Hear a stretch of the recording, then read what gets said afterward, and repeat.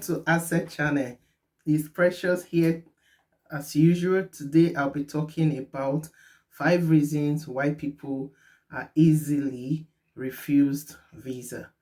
If you're new to this channel, on this channel I talk about everything Canada, like migrating to Canada, how to apply for your visa of all types, maybe visitors visa, student visa, the PR route, and how you can navigate your way through all the process without any person. You don't actually need the intervention of a third party to do all these things. I can't stop saying this. I'll continue to say it over and over again. So today I'll be talking about the 5 reasons why people are denied visa. It's quite a challenging time, and it has been since January up till now. There's been so much involvement, like changes from immigration. So because of this, there are so many limited chances. There are so many competition. The competition is so high that you don't want to put yourself in that place where you'll be denied visa. So today, like I said, I'll be talking briefly on 5 reasons why people are denied visas. So one of the reasons I'll be talking about, or the 5 major reasons, one of it is answering question inappropriately. Like questions on your forms, your application forms, answering them inappropriately. In recent time, that's one of the reasons why people have been denied visas. They don't answer questions rightly. So they answer questions wrongly or inappropriately. Oh, somebody might say, what do you mean by answering questions wrongly or inappropriately? So things that falls under this category is, for example, you've applied to Canada before, or you've applied to other countries before, maybe like UK, or maybe like America, or even Canada. You applied as a visitor, you applied as a student, and you were denied visa. So on this application form, they are asking you, have you traveled to any country before? And you said no, you've never traveled to any country before. And they also went further to ask on that form, have you ever been denied visa? And you said no, you've never been denied visa. So once they ask you these questions, what people need to know is that sometimes the questions immigration are asking on their form, any country, they already have this answer. Reason is because they have database. Like most countries, they have the same database. They merge their database. So sometimes when they're actually asking you a question, they are asking you that question to see how genuine you are about answering that question. So if they ask you, have you ever been refused visa? Just say yes, you've been refused visa. And you're going to state the reason they stated for the refusal of visa, and that becomes your part of your immigration history. You can't say no when they order, because once you say no, they're going to check other database. They have access to other database. They have shared database, so they're going to check on you. And once they check on you and they see that you've answered that question wrongly, so that's going to create a room for them to start doubting every other answer that you give to them. Because if they can assess the very one that you said no, what is obviously present, you said no to it, so there's every tendency that you would tell them lies. So just know that, for example, if you have a sibling in Canada and you're applying to Canada, some people will tell you, oh, don't let them know that you have a sibling in Canada, forgetting that your sibling who lives in Canada may have listed you as their siblings, or after you've told them no on your application form that you don't have any sibling in Canada. Then your same sibling in Canada that you said you don't have is now giving you a bank statement to support you for the application process. So those are some of the reasons why some people get denied. Other factors might even be, have you ever traveled before? And some people will say, oh no, tell them no. Like if you've traveled before, it should be a plus to you. So if you've traveled to any country before and you never defaulted, like you didn't overstay, you didn't do any crime in that country, you went as a visitor and you return back to your country of originality just in good time, then you should be proud of yourself to say, yes, I have actually applied to this country before and I was granted visa and I came into the country and I went back, and that's a plus for you. So remember, answering questions wrongly is one of the reasons. So another one is that the purpose of your visit. So sometimes it sounds funny when they say, what's the purpose of your visit? Oh, but they should know I'm coming as a student, so that's my purpose of visit. So when they say purpose of visit, they are not just wanting you to just say, I am coming for visa, I'm coming for studying visa, and that's what I'm coming to do. They want you to prove to them the course you apply for. What's the reason? How does this course apply to what you're doing at the moment? You should be able to tell them you're going to be able to return back to your country of originality. So these are some of the ways you can prove to them. You can state your purpose of visit. For example, why am I applying for this course? How does this course relate to what I'm doing? For example, if you graduated as an engineer and you've not worked as an engineer for the longest of time. Now, you, after maybe 6-7 years of not working as an engineer, you've worked as a marketing manager or you've worked in other industries, and you're coming back to say you want to do a master's in engineer. That's your purpose of visit, that's your purpose of study. That's not going to convince an immigration officer, because one, you did a degree in an engineering course and you never got a job. So now you've been working as a marketing manager or maybe as an HR resource, and now coming back to study engineering, masters in engineering.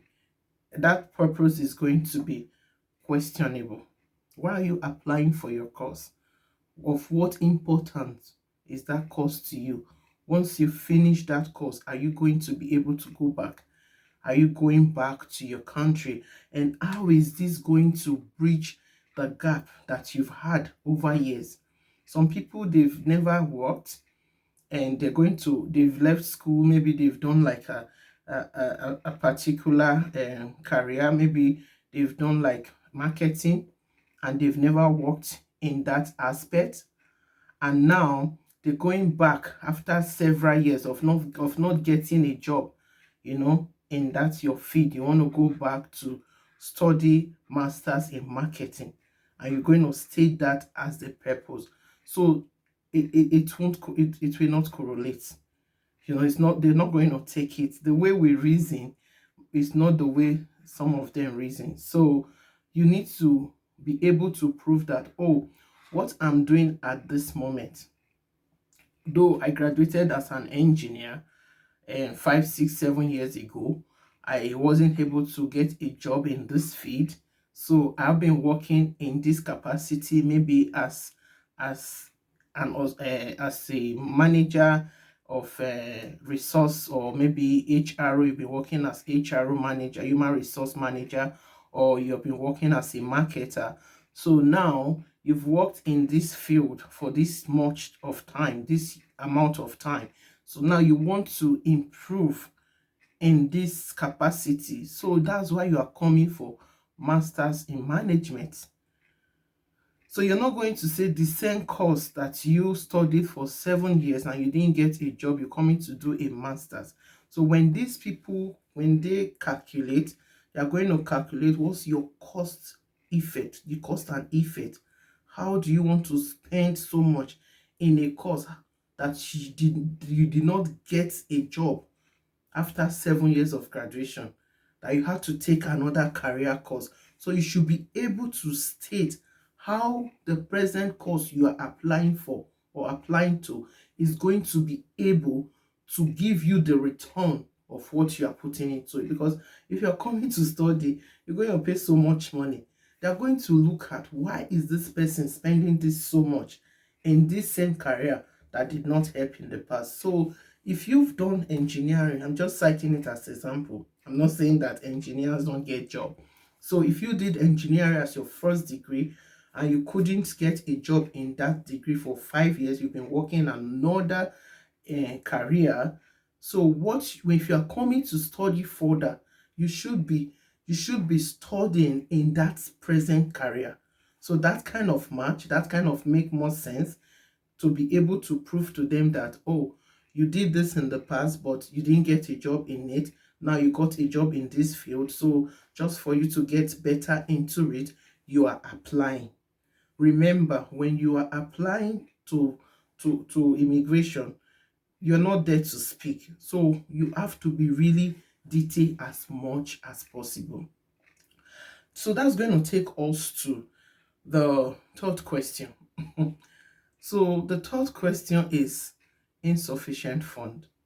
A lot of people who get refused, like over 90 or 95% who get refused on this basis of no fund or insufficient fund.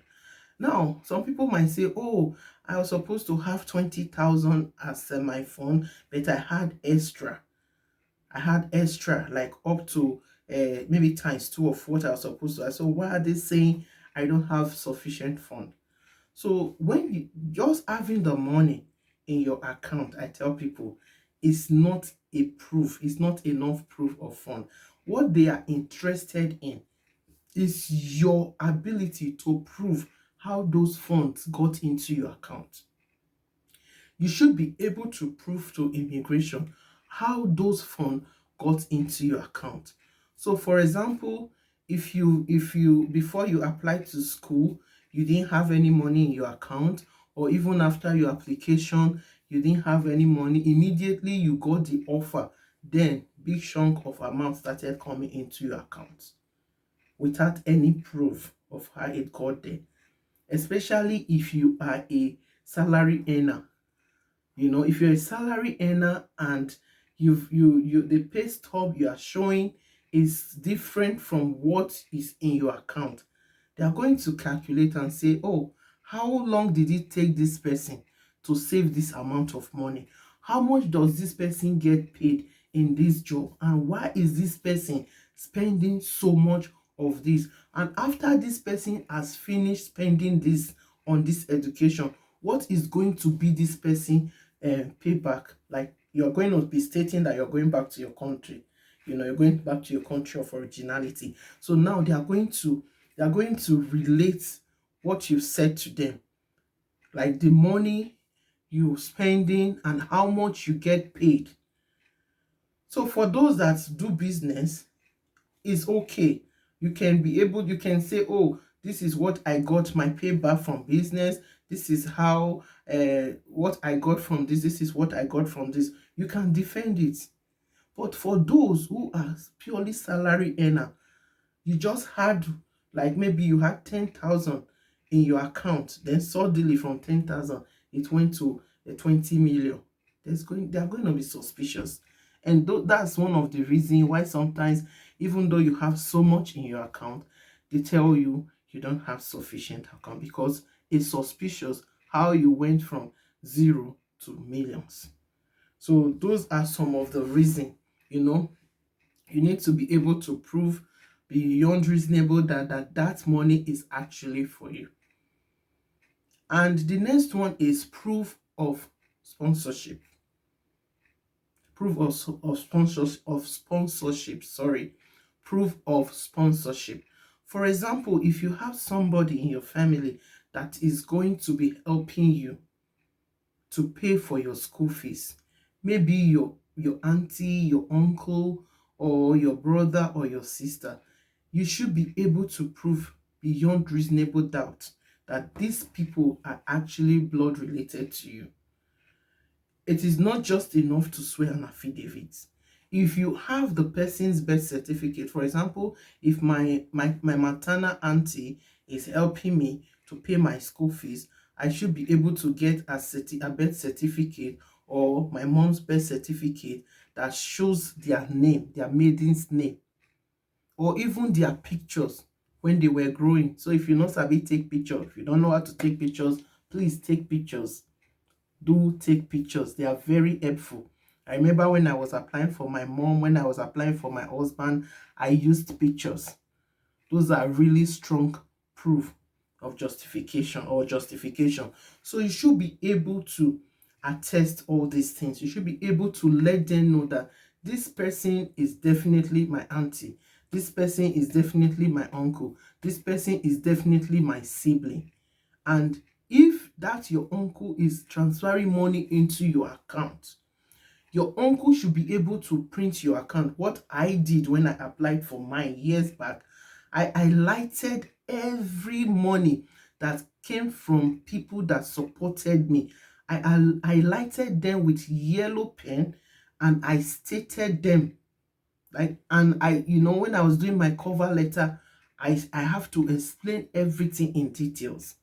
And I put their bank statement alongside with my bank statement. So you should be able to justify your proof. You should be able to show your proof of relationship with that person. The other one is justification of your fund. Justification of your fund is just as the same, almost as the same as proving that you have sufficient fund. Now, you had $100. I'm using the Canadian dollars because some people might be watching from other parts of the world. Some people might be watching from different parts. So I'm not going to use any local currency. I'm using the currency of where I live at the moment. So for example, you had like $100 for a period of 2 months before your admission. And then suddenly from 200, boom, you went down to 10,000. From 10,000, you went down to 20,000 without any explanation. My dear, you probably will stand to be denied. So these are some of the reasons, why people, even though they have so much, they have so much fun, they still get denied. These are some of the reasons people get denied. Another thing is inconsistency in accounts. Inconsistency in accounts. Or maybe you have another thing is blurring documents. You have documents that they cannot read. Immigration officer is not going to call you. They're not going to call you to ask you, oh, this document is not clear. Can you explain what is there? No, they will not call you. So you need to really be able to give them, to submit very clear documents. If you are making photocopy, make sure your photocopy are very clear. If you are scanning, make sure your scanner is very sharp. So another reason is inappropriate arrangement of documents. Inappropriate arrangement of documents. Somebody might say, is there a special way of arranging document? No. But the thing is, for example, if you have your bank statement, page 1, page 2, page 3, page 4, wherever pages it might be, you have them.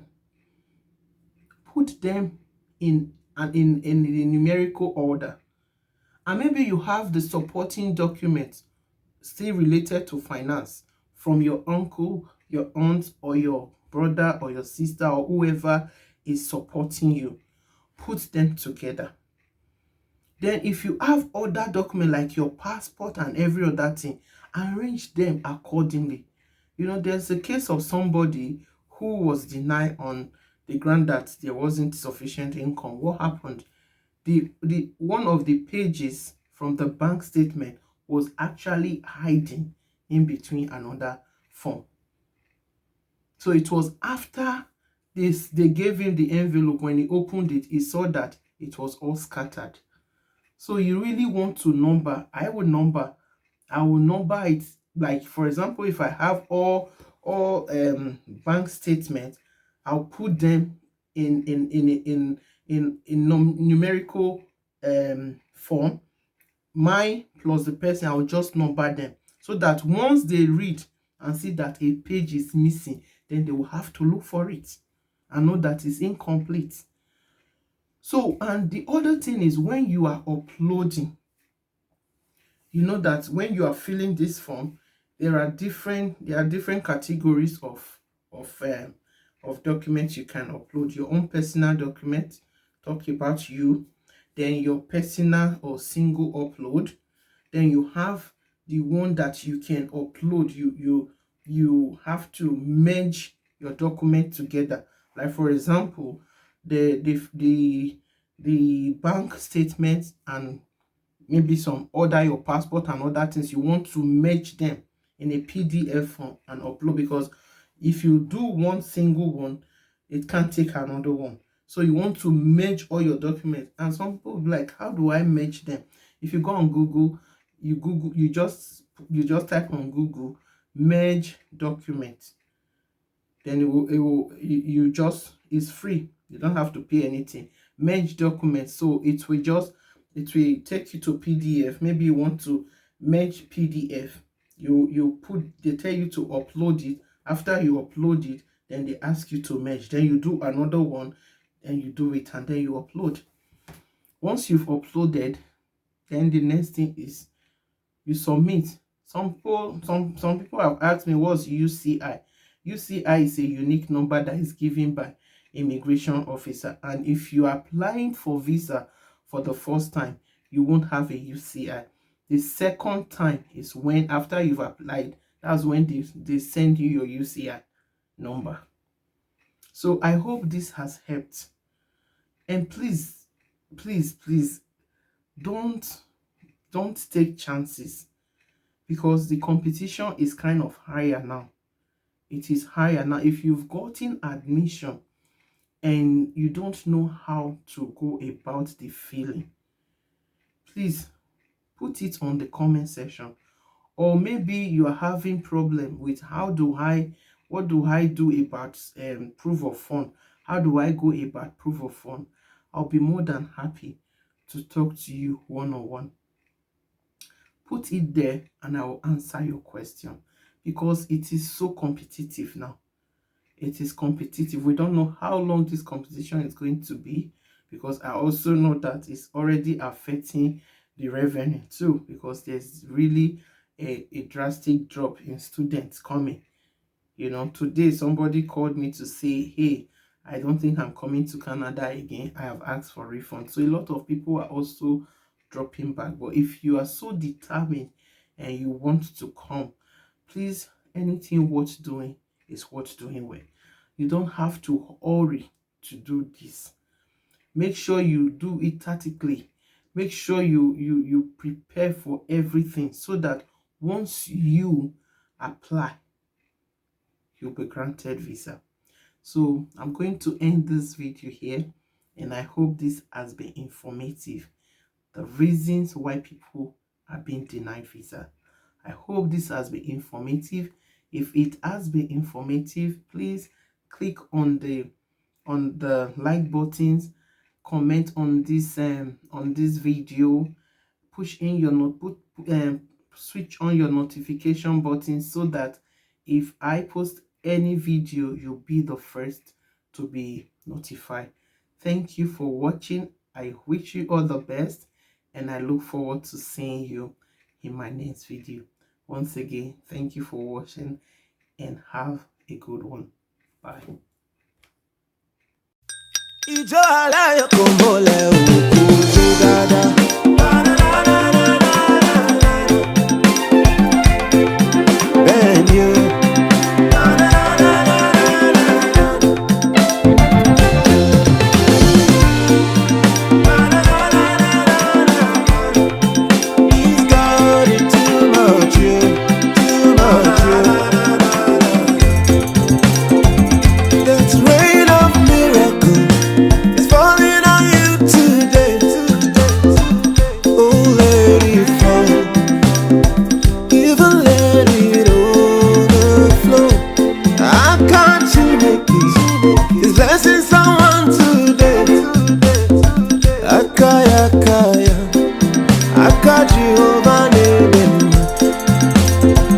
The rain of healing is falling on you today. The rain of favor is falling on you today. Akachineke is blessing someone today. Akaya kaya, Jehovah name. The rain of miracle, yeah, it's falling on you today. It's falling on you today. Let it fall. Let it overflow.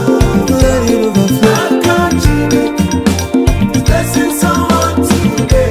Akaya kaya, Jehovah name.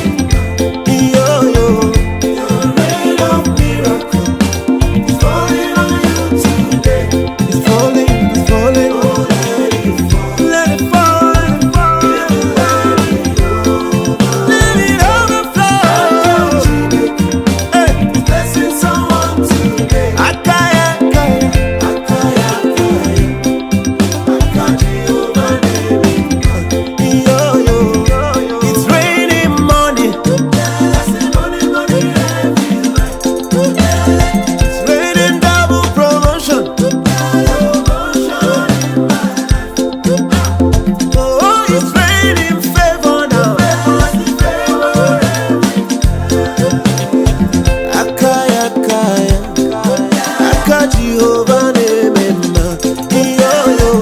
the rain of miracle is falling on you today. Yeah.